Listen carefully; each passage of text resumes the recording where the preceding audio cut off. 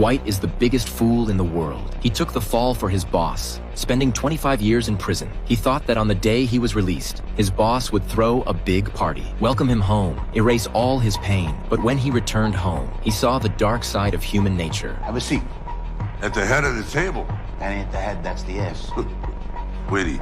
Dwight had once been the second in command of a gang, but that position was taken by his boss's son. The territory he fought so hard for was long gone, taken by others. Even the subordinates who once looked up to him were now leading their own factions. He took the fall for his boss, serving 25 years. Now that he was out, he got nothing in return. What he expected was a reasonable reward. What do you think? We're not gonna take care of you. Seeing Dwight's frustration, the boss standing next to him finally spoke up. Ursula was a desolate, remote town. Clearly, the gang had exiled him there. That's when he realized the true horror of human nature. But he still looked at his old boss, the man who once stood by him and felt nothing but disappointment. The code of honor he once lived by now seemed like a joke. His wife left him the day he was in prison. As for his daughter, they hadn't spoken in 18 years because she hated him.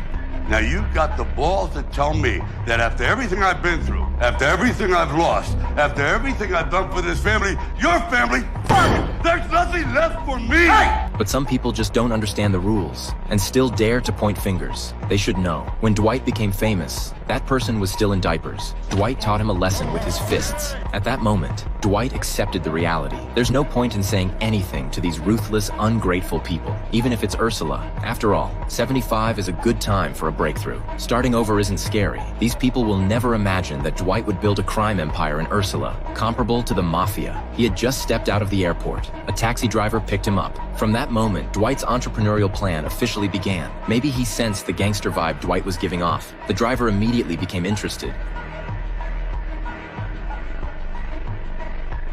The driver said he liked the way crime worked. Dwight was ready to show him what real crime life looked like. Just then, they passed by a marijuana shop and discovered Ursula didn't have any gangs. Dwight immediately saw a business opportunity. There was only one security guard in the store, completely defenseless, and no surveillance cameras. The receptionist looked weak. If anyone wanted to rob this place, it would be way too easy. Dwight told the driver to call the boss out, but the employees didn't dare leave their posts. The security guard heard the noise and came over, telling them to leave. Facing Dwight, an elderly man with white hair, the guard thought he could easily handle the situation, but he didn't realize who he was dealing with. Dwight grabbed the driver's thermos and smashed it hard into the guard's head. Looks like fists are the ultimate truth. Soon the boss came out. He thought they were robbing the place, but didn't realize Dwight just wanted to see his transaction records. The boss started suspecting that Dwight might be from the tax department.